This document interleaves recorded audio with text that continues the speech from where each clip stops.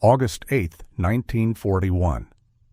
Dawn broke over the Black Sea port of Odessa with an unnatural silence, the kind that settles over a city bracing for annihilation. The morning air carried the scent of salt water mixed with smoke from distant artillery fire. Along the hastily constructed defensive lines 30 kilometers outside the city, Soviet soldiers crouched in freshly dug trenches, their hands gripping rifles slick with the humid morning dew. Among them, a slender figure in an oversized uniform adjusted the leather strap of her Mosin Nagant rifle, peering through the scope at the Romanian and German forces, massing in the distance. Her name was Lyudmila Pavlichenko. She was 24 years old, a university student of history. And in the next 73 days, she would become something entirely different. In those trenches outside Odessa, with enemy forces outnumbering the defenders 4-1, no one yet knew that this young woman would transform into the single most lethal female soldier in the history of modern warfare. They did not know that her finger, steady on that trigger, would claim 309 confirmed enemy lives. They did not know that the Germans would come to fear her so intensely they would broadcast threats over loudspeakers, promising to tear her body into exactly 309 pieces if they ever captured her alive. But on that August morning, as the Axis siege of Odessa began, Lyudmila Pavlichenko was simply trying to survive her first day of war.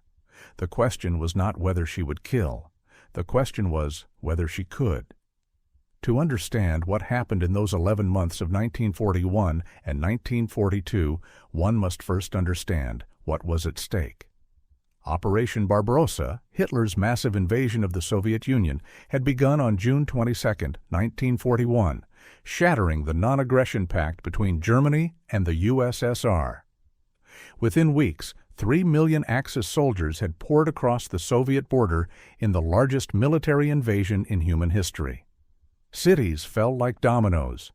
The Red Army reeled backward, suffering catastrophic losses. The Nazi war machine seemed unstoppable. By August, the Southern Front had collapsed. Romanian forces, allied with Germany, swept through Soviet Ukraine. Odessa, a vital Black Sea port and symbol of Soviet resistance, now stood isolated, cut off from the retreating Red Army. The 4th Romanian Army and elements of the German 11th Army prepared to crush it. Stalin ordered the city held at all costs. 73 days of hell would follow. Into this maelstrom walked a history student who had been studying the wars of the past. Now she would make history herself. Lyudmila Pavlichenko had not been born for war. Born on July 12, 1916, in Bila Tserkva, a Ukrainian town south of Kiev, she grew up in a world still recovering from the First World War and the Russian Revolution. As a child, she described herself as a tomboy, fiercely competitive, determined to prove that girls could match or exceed boys in any endeavor. When a neighborhood boy bragged about his shooting skills, 14-year-old Lyudmila enrolled in a paramilitary shooting club to show him up. This single act of youthful defiance would change the trajectory of her life. By age 14, she had earned her Voroshilov sharpshooter badge, a civil decoration recognizing marksmanship excellence. While attending Kiev University to become a history teacher, she continued her training at a sniper school, treating it as a hobby, an athletic pursuit. She excelled at track and field. She worked at an arms factory. She married young, had a son, and pursued her dream of teaching. War was supposed to be something she studied, not something she lived. But when news of the invasion reached Kiev, Lyudmila made a decision that thousands of Soviet women would make in those desperate months. She went to the Odessa recruiting office and volunteered. The Red Army was in freefall. They needed every soldier they could get, even women. The recruiters did not believe her. A slender 24-year-old woman with no military experience? They urged her to become a nurse. Combat was for men. But Pavlichenko insisted. She had qualifications. She could shoot. Prove it, they said. Within hours, she was taken to a hill where Soviet forces were defending against Romanian collaborators advancing on the city. 2 enemy soldiers were spotted in the distance. Officers handed her a rifle. She took position, steadied her breathing, and fired twice.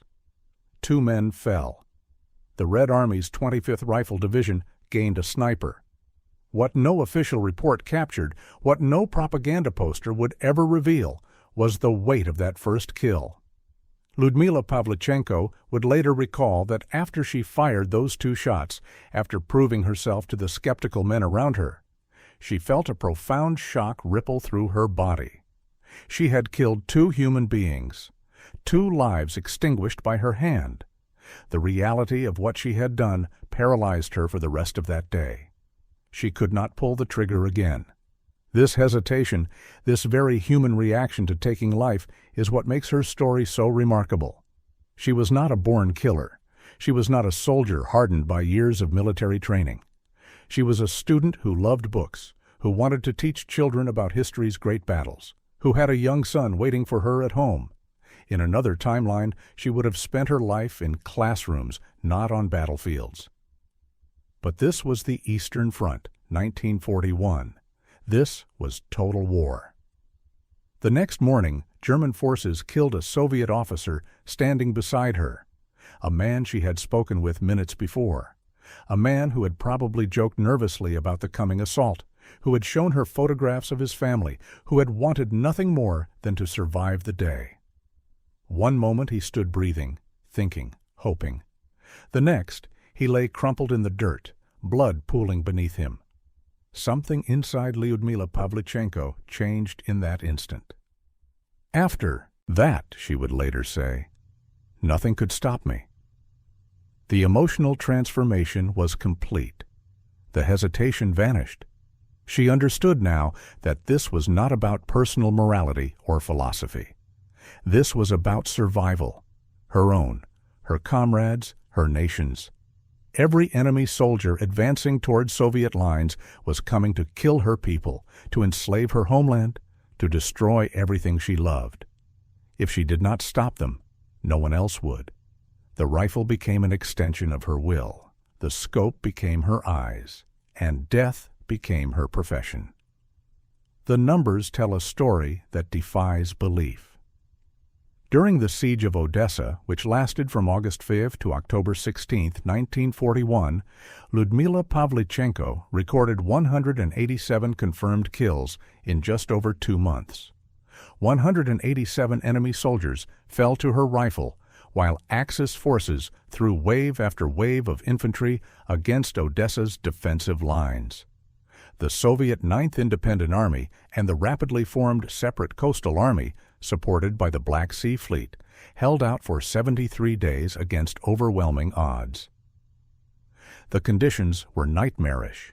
Romanian and German artillery pounded Soviet positions relentlessly. The defenders fought from trenches, ruins, and improvised fortifications. Food ran short, ammunition dwindled, casualties mounted. Yet somehow, Odessa held. And somewhere in that chaos, a young woman with a rifle was systematically eliminating enemy soldiers with chilling efficiency. Her method was patient, calculated, and devastatingly effective. Unlike the cinematic portrayals of snipers as lone wolves operating in isolation, Pavlichenko often worked alongside a spotter, another soldier who would help identify targets, estimate range, and confirm kills. Soviet snipers were trained to aim for the torso, the largest target, the surest kill. A miss to the head might mean survival for the enemy. A miss to the chest still often meant a fatal wound. Pavlichenko learned quickly. She studied the patterns of enemy movement. She memorized the terrain. She understood wind, elevation, and the ballistic properties of her Mosin Nagant rifle. She waited, sometimes for hours, for the perfect shot. And when that moment came, when an enemy soldier stepped into her crosshairs at just the right distance, just the right angle, she did not miss.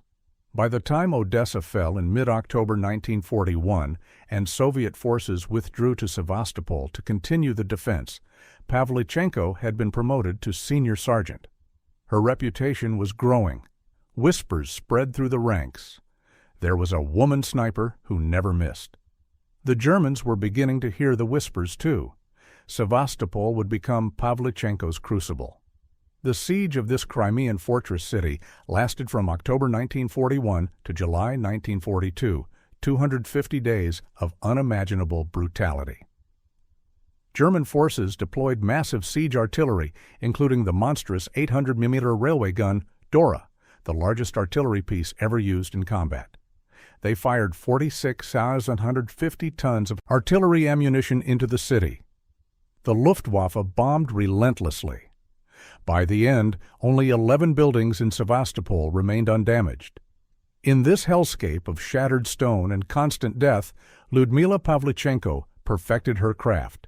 She no longer hunted ordinary soldiers alone. She had become a counter-sniper, one of the most dangerous roles in warfare. Enemy snipers were hunting her even as she hunted them. These were not panicked conscripts or inexperienced troops. These were professional marksmen, men trained in the same deadly skills she possessed, men who understood every trick, every technique. Duels between snipers could last days. One such duel lasted 3 full days. The German sniper was experienced, patient, and skilled. For 72 hours, Pavlichenko and her adversary stalked each other through the ruins of Sevastopol. Neither could afford a mistake. A moment's carelessness, a reflection off a scope, a shadow cast at the wrong angle, a breath taken at the wrong second, meant death. They studied each other's patterns. They set traps. They waited. On the 3rd day, the German sniper made one move too many, as Pavlichenko later described it. Perhaps fatigue clouded his judgment. Perhaps overconfidence made him careless. He exposed himself for a fraction of a second. It was enough. Pavlichenko fired once. The duel was over.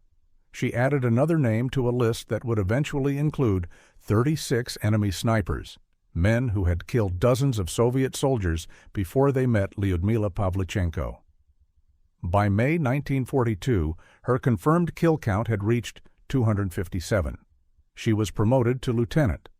Soviet newspapers began publishing stories about the woman sniper. Soldiers from other units requested to meet her. Her name became synonymous with lethal precision. The Germans knew her name too, and they wanted her dead. Radio loudspeakers began broadcasting messages in Russian directed at Soviet lines. Lyudmila Pavlichenko, come over to us. We will give you plenty of chocolate and make you a German officer. When that failed, the messages turned darker. If we catch you, we will tear you into 309 pieces and scatter them to the winds. When she heard that threat, Pavlichenko smiled grimly. At least they had her kill count accurate. Throughout her 11 months of combat, one object remained constant: her rifle. The Mosin-Nagant 1891 Dr. 30 sniper variant was not a particularly sophisticated weapon by modern standards. It was a bolt-action rifle firing 7.62 × 44mm ammunition, fitted with a 3.5x PU scope. Simple, reliable, and in the hands of a skilled marksman, absolutely deadly.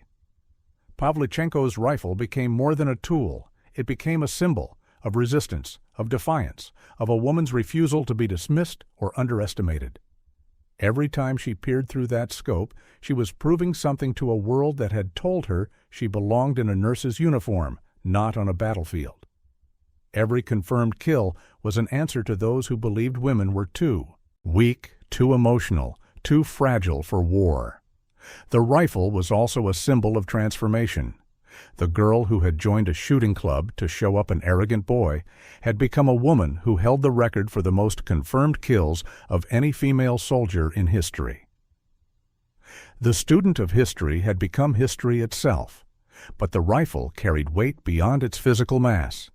Each kill was a human life ended. Each confirmed kill meant someone's son, someone's brother, someone's father would never return home. Pavlichenko understood this. She carried the weight of 309 deaths for the rest of her life. The rifle was both liberation and burden. In June 1942, during intense fighting in Sevastopol, Mortar fire struck near Pavlichenko's position. Shrapnel tore into her face. Blood poured from the wound. Medics rushed her to safety. The Soviet High Command made a decision. She was too valuable to risk losing in combat. She had become more useful alive as a symbol than dead as a martyr. Her 11 months on the front lines were over. Her rifle fell silent. The final confirmed kill count, 309. She would never fire a shot in combat again. The war continued without her. But Lyudmila Pavlichenko's war transformed into something different, a war of propaganda, of words rather than bullets. In late 1942, she arrived in the United States as part of a Soviet delegation seeking to convince America and Britain to open a second front in Europe. The Red Army was bleeding. Stalin needed the Allies to divide German forces.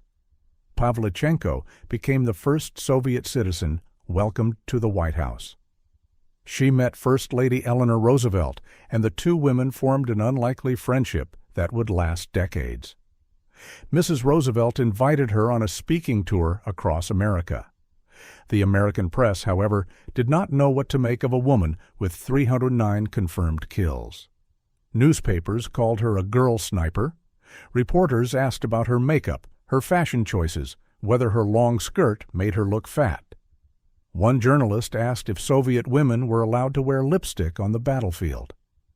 "Who had time to think of her shiny nose when there is a battle going on?" Pavlichenko replied, barely concealing her contempt. But when she spoke before crowds in Chicago, Washington, and New York, something changed. American workers, unionists, and women's groups heard her story and understood. Here was a woman who had faced the Nazi war machine and refused to back down. Here was a woman who had proven her worth not through words, but through action. In Chicago, she delivered a speech that would become legendary. "Gentlemen, I am 25 years old, and I have killed 309 fascist occupants by now. Don't you think, gentlemen, that you have been hiding behind my back for too long?" The crowd erupted in applause. The message was clear. The Soviets were fighting and dying while America debated. How much longer would they wait? Folk singer Woody Guthrie was so moved by her story that he wrote a song in her honor. Miss Pavlichenko's well known to fame. "Russia's your country. Fighting is your game. The whole world will always love you for all time to come. 300 Nazis fell by your gun." The second front would eventually open on D-Day, 1944, 2 years after Pavlichenko's tour. Whether her speeches contributed to that decision remains debatable. What is certain is that she returned to the Soviet Union a hero of the Soviet Union, awarded the nation's highest military and civilian honors. She never returned to combat. Instead, she trained other Soviet snipers until the war ended in 1945. She completed her studies at Kiev University and became a historian, the career she had always wanted. She taught students about the great battles of the past, though she rarely spoke about her own. But the war never truly left her.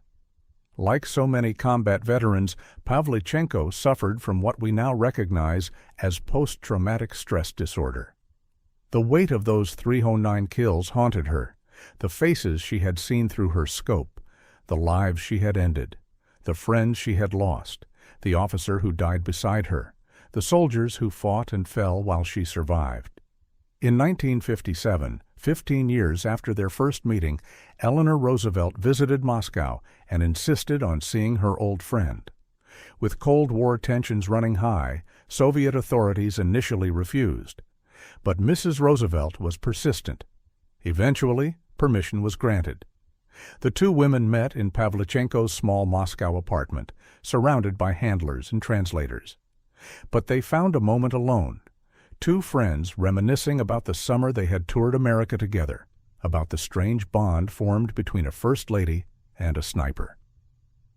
Lyudmila Pavlichenko lived to see her son grow up, to write her memoirs, to be honored by her country. But the scars, physical and psychological, never truly healed. On October 10, 1974, she suffered a stroke. She was 58 years old. the most successful female sniper in history, passed away quietly, far from the battlefields that had defined her life.